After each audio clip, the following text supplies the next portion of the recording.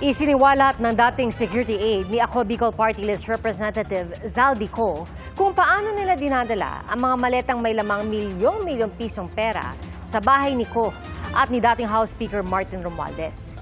Idinetali po yan sa pagdinig ng Senado kanina kaugnay sa umano'y anomalya sa mga flood control project. Saksi, si Maki Pulido. Isang nagpakilalang Orly Regala Guteza ang iniharap ni Senador Rodante Marcoleta sa pagdinig ng Senate Blue Ribbon Committee kanina. Dati raw siyang nasa Philippine Marines at dati ring security detail ni Ako Bicol Party List Representative Zaldi Co. Sa kanyang sinumpaan sa laysay, sinabi ni Guteza na naghatid siya ng pera kay Co at kay dating House Speaker Martin Romualdez. At ang tawag daw nila sa dinedeliver na pera, basura. Kumikit kumulang 3 beses ako mismo ang nag-deliver ng basura sa bahay ni Congressman Zaldi Co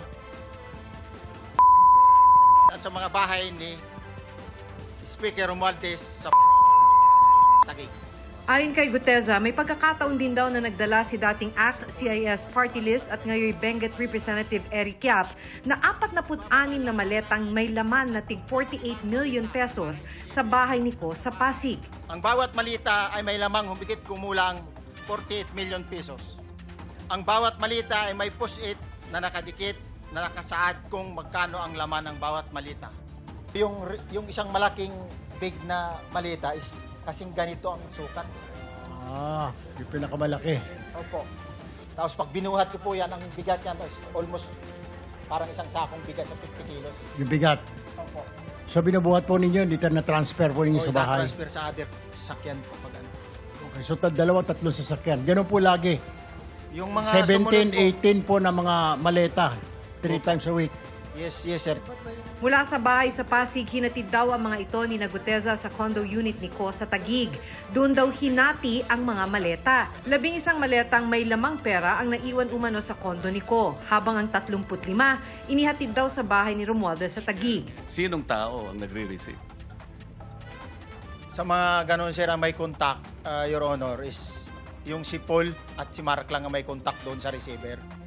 So pagdating doon, nakabukas na yung gate doon sa pumapasok na lang kami. Then pag nabuhat na namin yung mga malita na ibaba na, so lalabas na kami. Wala na kaming basta may deliver lang namin yung mga basura doon sa bahay. Wala na kaming nun, Your Honor. Sabi ni Guteza, 3 beses siyang naghatid ng pera sa bahay ni Romualdez. Pero kahit hindi raw siya basura duty, nalalaman niyang may hinahatid na pera kay Romualdez mula kay Co dahil nababasa niya ang messages sa group chat ng mga security detail. Sa tansya ni Guteza, nasa 3 beses ito sa isang linggo. Pangkaraniwan dahil 3 times a week, mga ilan sa tingin mo yung karaniwang na i-deliver? Ilang maleta?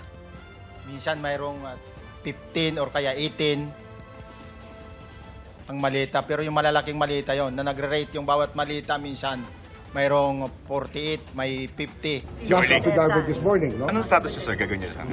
Ayun, madali hong i-qualify yun as state witness, pero may evaluation pa rin. Okay. Okay. Siyempre, hindi sila part ng crime. Pero pag part ng crime, protected witness pa rin kasi they're still testifying for the case of the government. So we have the duty to protect them if they ask for our protection. So si Guteza, hindi ba accessory sa crime dahil nag-deliver siya nung... Well, ano yun eh. Ang nangyari kasi dyan, you can say that, no? Pwede sabihin accessory, pero very, very minimal ang role niya sa actual crime. Di ba?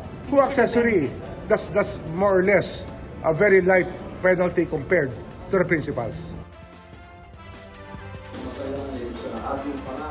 Sa isang pahayag, iginiit ni Romualdez na hindi siya kailanman nakatanggap o nakinabang sa kickback sa anumang infrastructure project. Gawa-gawa lang anya ang testimonya ni Guteza. Pilit na pilit daw ang pag-uugnay sa kanya sa mga sinasabing kickback. Imposible daw ang sinasabi ni Guteza dahil ang tinukoy nitong pinagdalhan umano ng delivery noong December 2024, halos 1 taon na noong bakante dahil nire-renovate. Malinaw anyang politikal at produkto ng coaching o pagtuturo ang mga anyay pahayag na perjurious o kasinungalingan. Hindi raw niya ito palalampasin. Itinanggi rin niya ang alegasyon kahit kailan daw hindi siya tumanggap o kaya ay nag-authorize ng paghatid ng pera kaugnay ng flood control projects. Haharapin daw niya ang nag-aakusa sa tamang forum kung saan marirespeto ang kanyang karapatan sa ilalim ng konstitusyon.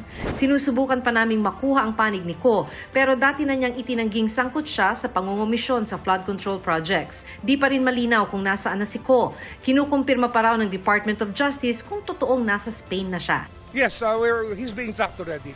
We're trying to track him and maraming tumutulong na tao. Initially, sir, can you confirm if nasa Spain ba talaga siya? Well, there's a boarding pass. Boarding pass ba yun? Or there were flight details sent to us, but we have to validate. To be clear, sir, may info ba siya? Meron siyang ilbo. Yes. Dalawang driver din ng DPWH Bulacan ang humarap sa komite ng Senado kanina at sinabing naghahatid din sila ng mga maleta para kay Ko sa utos daw ni Engineer Bryce Hernandez. Pero hindi nila alam kung ano ang laman ng mga maleta. Totoo po ba na kayo po ay nagde-deliver po ng pera doon po sa bahay ni or sa condo ni Congressman Saldico? Your Honor, bali ako po, isang beses lang po ako nakapag-deliver doon. Gaano karami po yon kung inyo po natatandaan, ilang maleta, ilang sako yung deliver po ninyong pera? Your Honor, sa pagkakatanda ko po, mga nasa 6 to 8 na maleta po. Pero alam po ninyo na pera po ang laman ng maleta po na yon? Hindi po kinonfirm na pera, so wala po kaming idea.